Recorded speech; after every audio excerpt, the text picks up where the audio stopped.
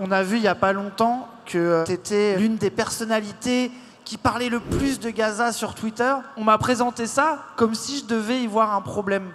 Comment tu vois le fait qu'on puisse reprocher à quelqu'un de trop parler d'une cause qui lui tient à cœur? Alors pour être tout à fait honnête, depuis un an, ma vision sur les choses, sur mon pays, sur la société dans laquelle j'ai grandi, j'ai évolué, j'ai travaillé, a complètement changé.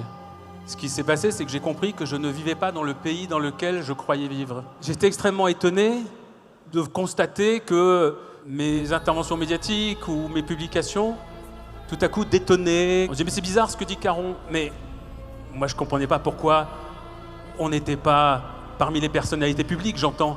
Pourquoi on n'était pas des milliers à dire la même chose. Je ne me suis contenté depuis plus d'un an que de répéter finalement tout ce qu'on m'avait enseigné depuis que je suis né dans ce pays et que j'y ai grandi.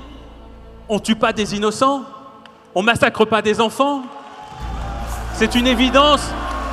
On a un génocide, on a le premier génocide de l'histoire qui est documenté en direct par des vidéos qui nous parviennent tous les jours. Tous ceux qui se taisent savent ce qui se passe. Ils sont tous complices.